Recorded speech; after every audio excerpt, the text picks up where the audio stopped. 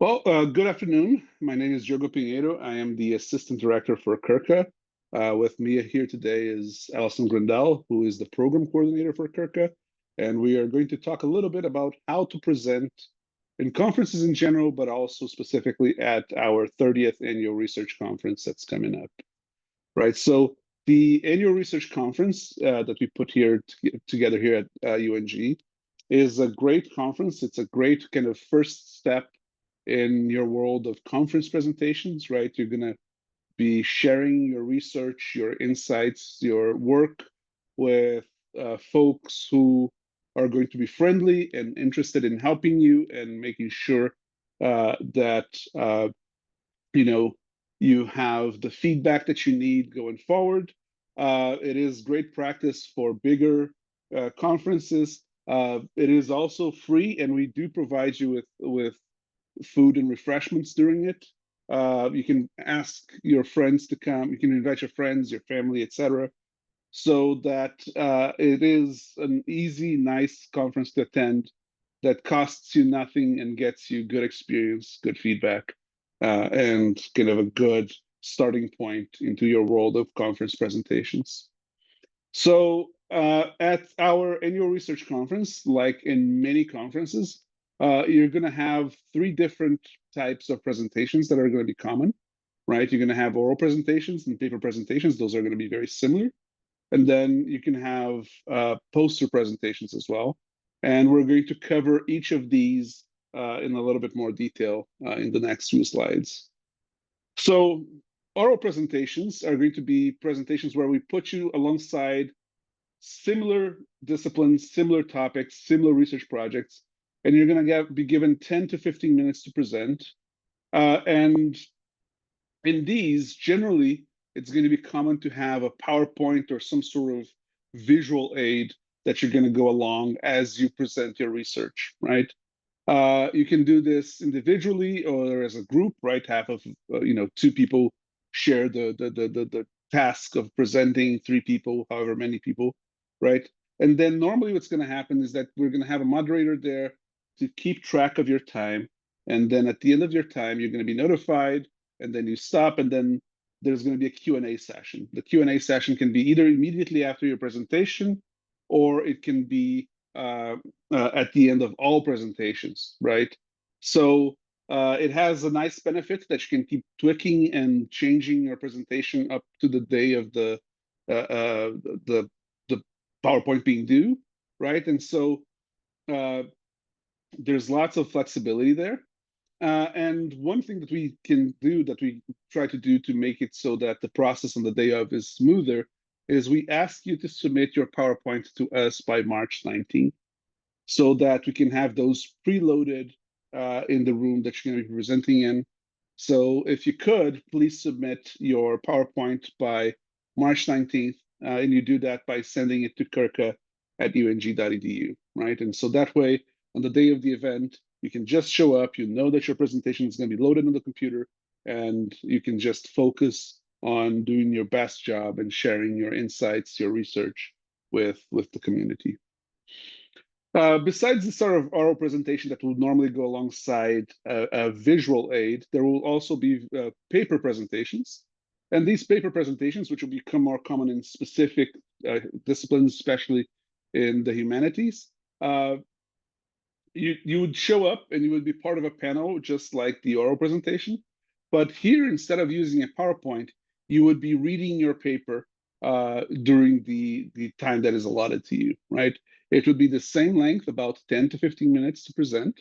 And in this situation, instead of having to have a PowerPoint, etc., you're just presenting your research by reading the paper, by going alongside a written text that you have, right? It's going to be the same deal as the oral presentation in terms of the logistics, right? The day of, you would show up at the panel that you've been assigned to. You would do your presentation in 10 to 15 minutes. The moderator would keep you in track. And then either at the end of your presentation or at the end of all the panel presentations, there would be a Q&A where people would ask you about details regarding your project, suggestions to improve it, et cetera, et cetera. right? Besides oral and paper presentations, another big thing that's very common in our conference and in conferences in general are going to be poster presentations, right? So the way that we would do this is that we're going to have two different poster sessions. You would be assigned a specific session to be there. We can put up your poster for you. Uh, and so depending on how the logistics work out, we can also print your poster for you and give it to you to bring with you the day of. And what we would do then is that you would put the poster in your assigned slot and you would stand by your poster, right? Some people would stop by and just look at the poster and get the ideas behind your research. Other people might stop by and have questions or want you to go over your research project, et cetera, et cetera. And so the thing here would be for you to stand by your poster for about an hour and address questions from the audience that may stop by, or people might just ask you to give like a 3 to 5 minute uh, uh, elevator pitch version of your research project, right? Where you explain your research in 3 to 5 minutes, right? Um, in terms of preparing your poster, right? Uh, remember that people have to be able to read it, right? It's not going to be, the text that you're going to have to be able to hold in your hands. People will stand back a little bit and read it. So, uh, you know, design it with that in mind, right? Make sure that the font is big enough, that it's not too busy, et cetera, for someone to be able to stand back, 5 or 6 feet and still be able to read what's written in your poster, right? And so this here is a great option. It's very common in the sciences because it allows you to present images and figures and details that you might not otherwise be able to do that, right? Uh, in terms of printing the poster, we can print the poster for you, right? But because we're going to be printing lots of posters, we ask you to submit your poster to us by March 12th, right?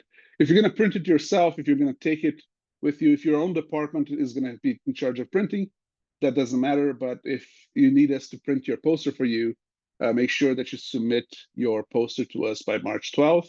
You submit it by sending it to curca@ung.edu. It can be either a PowerPoint or a PDF file, and it should be 3 feet by 4 feet, right? Or 36 inches by 48 inches, right? Don't use like a dark color background so that it doesn't consume all our ink, right? And it doesn't print really well. It will smudge really easily, right? Think about it from the perspective of printing it on a white piece of paper, what's going to look good, what's going to be legible, what's going to be less likely to smudge. And then with that, we can have your poster printed for you at no cost. So in terms of presentations, regardless of which type you're going to be using, one of the things that we really recommend is that you practice it before time, right? It is very easy for us to have a wrong idea about how long our presentation is going to take, right? It's very common for us to think, oh, I can get through this in 10 minutes. And it turns out that no, you would need 30 minutes, right? And then vice versa, the same deal, right? You can think, oh, I can totally speak about this for 15 minutes. And then it's like, oh, no, I was done in 3 minutes, right? And so it's important to practice so that you can have a sense of how long your presentation is going to take and make adjustments as necessary, right? Uh, make sure that you are emphasizing the right things, right? So that you can pause in the right spots, highlight the right things so that we can really understand the significance of your research, right? So time management is going to be important. Being able to hit those cues is going to be important. And so keep that in mind as you practice your presentation, right? We've given you the deadlines for ARC, but for kind of future reference, right? If you're presenting at other conferences, if you're presenting at other sites, it's always a good idea to have deadlines in mind for things like presenting posters, registrations, et cetera, et cetera. So in terms of the ARC, if you're looking for the details about the ARC and the questions that we generally get asked, you should generally arrive at least 30 minutes before you're scheduled to present. We are going to have a check-in table for you to stop by and get your name tag.